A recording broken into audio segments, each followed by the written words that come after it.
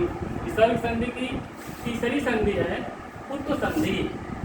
उत्तु संधि के दो भेद हो जाते हैं, अतो रोल उताद पुरुते पहला और दूसरा हो जाता है हसी चौ। तो उत्तु संधि का पहला भेद है कि जब जमा के पहले भी अ हो और बाद विसर्ग जमा के पहले विसर्ग हो और विसर्ग के पहले अ, अर्थात कहने का तात्पर्य है कि जमा के पहले अ के बाद विसर्ग हो और जमा के बाद भी अ हो तो ओ हो जाता है, विसर्ग के स्थान पर ओ हो जाता है और ओ के बाद अ होने के कारण पूर्ण रूप हो जाता है। अर्थात यह स्थिति हो अ और विसर्ग और इसके बाद अ हो तो अ होने के कारण विसर्ग के स्थान पर ओ हो जाता है।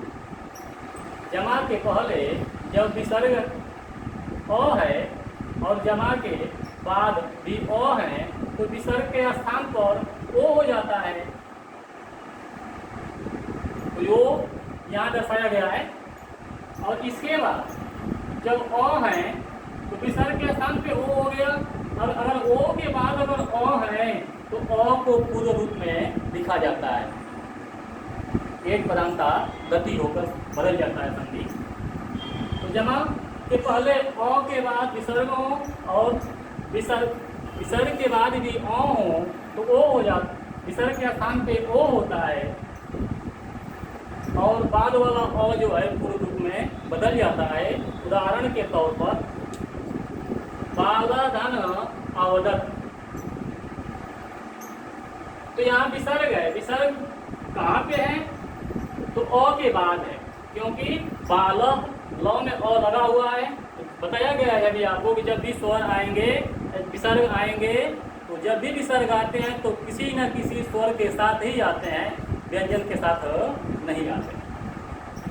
तो इसमें अ है और इसके बाद भी अ है तो अ जो है विसर्ग जो है ओ के रूप में बदल जाएगा, इसके स्थान पर ओ हो जाएगा तो बन जाएगा ये बालो। और इसके बाद क्या है ओ है, बाद वाले ओ के कारण ओ हो गया विसर्ग के स्थान पे। अब जो है बाद में जो जोड़ना है इनको तो अ है तो ये पूर्ण रूप में हो जाएगा बालो और दत्त। रामाधन अपी, इधर भी म के बाद विसर्ग, इधर भी अ है तो विसर्ग के स्थान पे ओ होगा तो होगा रामो। विसर्ग के स्थान पे ओ हुआ, क्यों हुआ कि इसके बाद अ है, अ जो है जब लिखा जाएगा तो इसका पूरा रूप हो जाएगा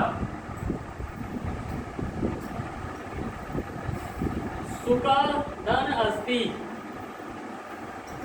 सुका धन अस्ति तो सुको अस्ति, सुको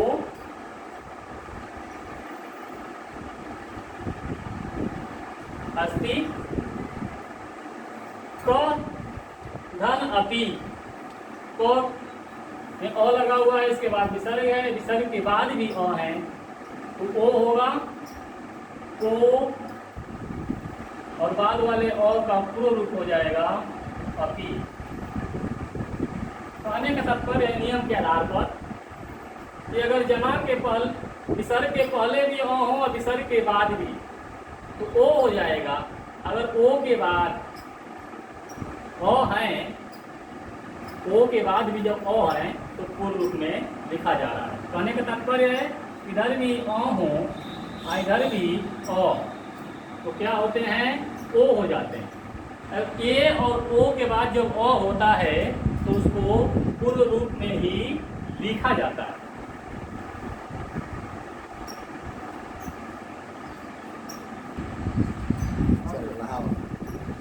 अब विसर्ग संधि का तीसरा संधि है उत्तु संधि, और उत्तु का पहला भेद अभी बताया गया है दूसरा भेद है हसी चौ।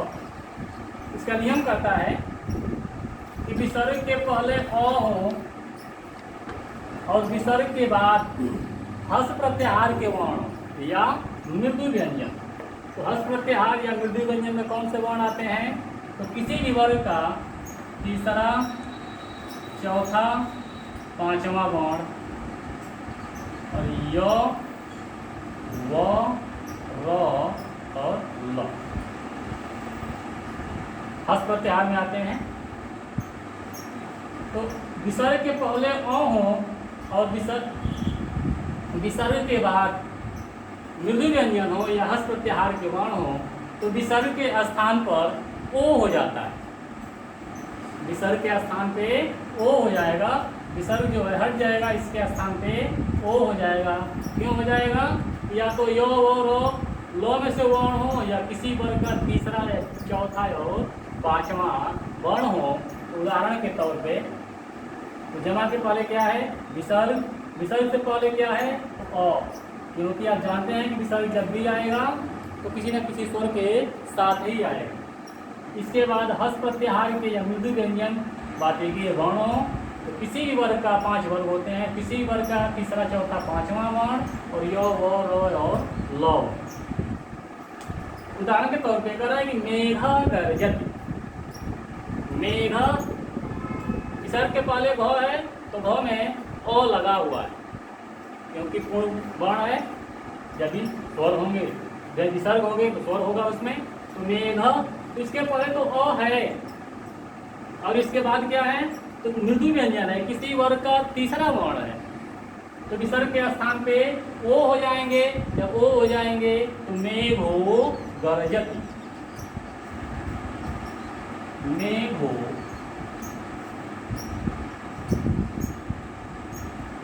गर्जति शब्द बनेंगे। राम नमति, मोह में ओ लगा हुआ है, इसके बाद विसर्ग है और इसके बाद जो है विसर्ग के बाद न है, किसी वर्ग का पांचवा वर्ण है तो बनेगा रामो नमति। रामो नमति। मृग धावति, तो, थ, द और ध। यह किसी वर्ग का चौथा वर्ण है।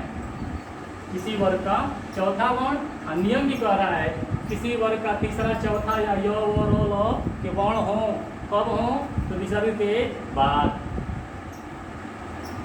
तो विसर्ग के स्थान पे क्या होगा? यहाँ पर मृग के स्थान पे विसर्ग पे ओ हो जाएगा, बनेगा मृगो धावत।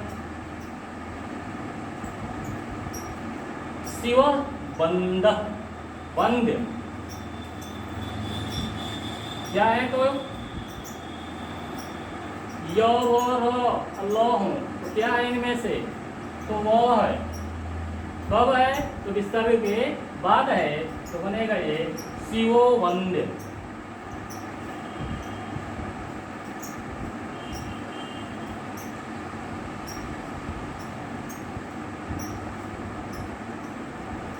राम हसति।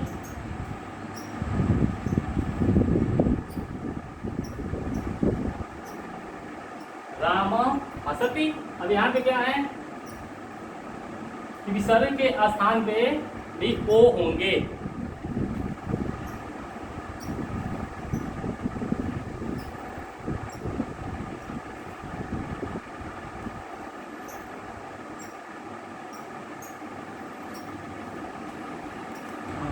इसमें जो है यो, वो, रो, लो और भी होंगे और छूट गया था।